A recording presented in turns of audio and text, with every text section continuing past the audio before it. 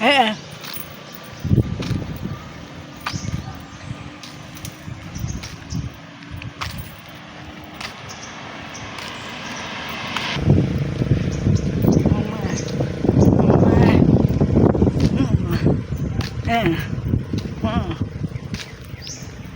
nah,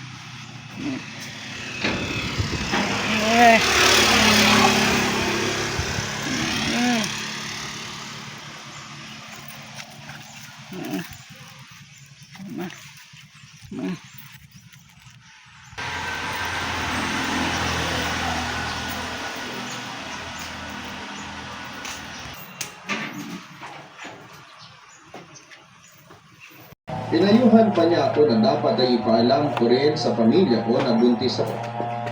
Kaya naman nilakasan ko ang aking loob. Umuwi ako sa amin na 4 na buwan na ang tiyan ko. Hindi pa gaano ang kahalata na buntis ako ng panahon na yun. Tinulungan ako ni Edgar na magsabi sa pamilya ko, lalo na sa nanay ko at kagaya ng in-expect ay nagalit si nanay sa akin. Ang tatay ko ay tahimik lamang, pero ramdam kong galit din daw siya sa akin.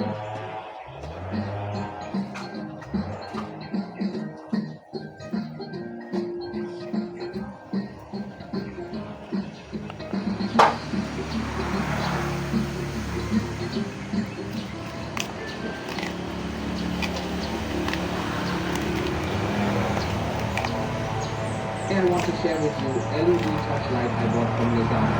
Free shipping, up to 90% of branded lights like these. Smaller.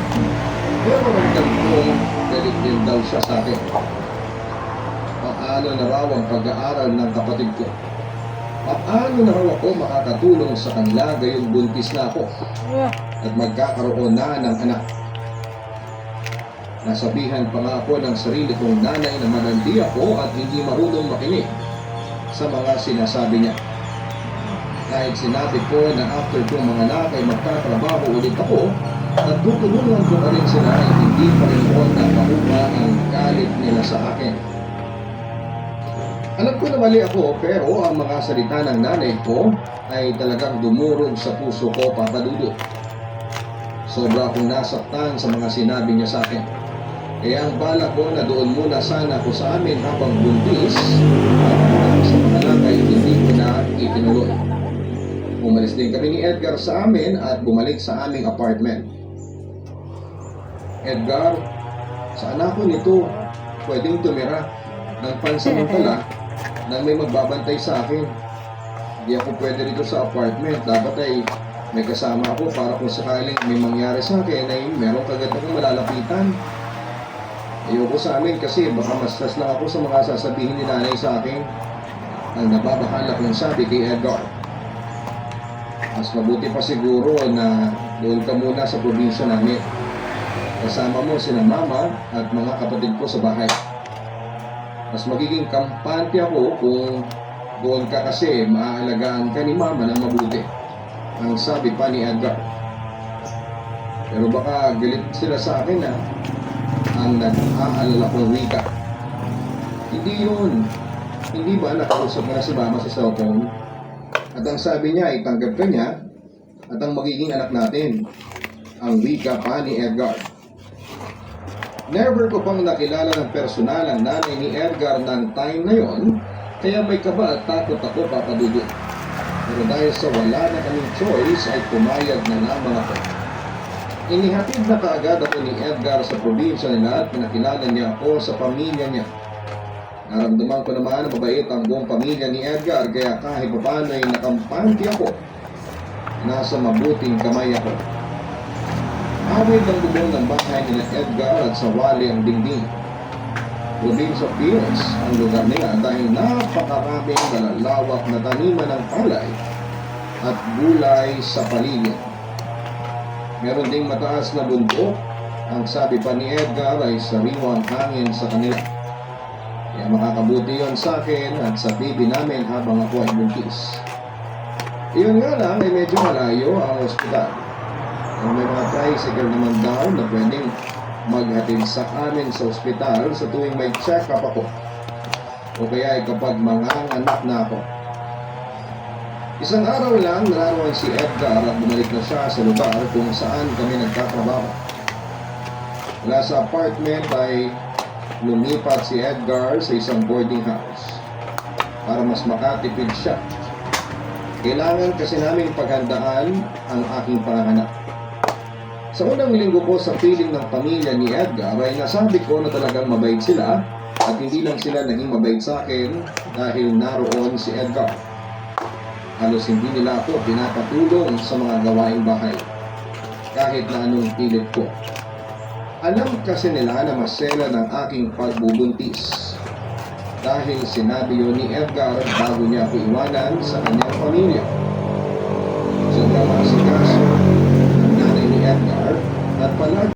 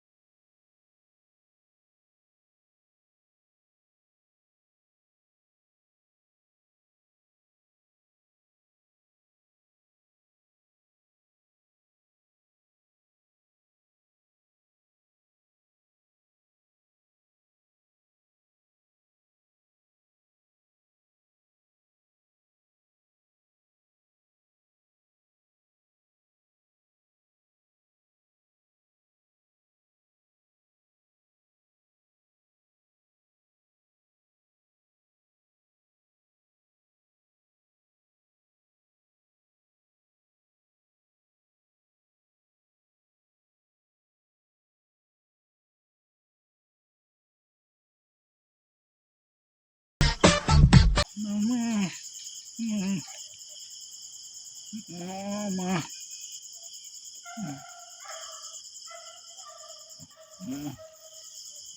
Mama. Mama.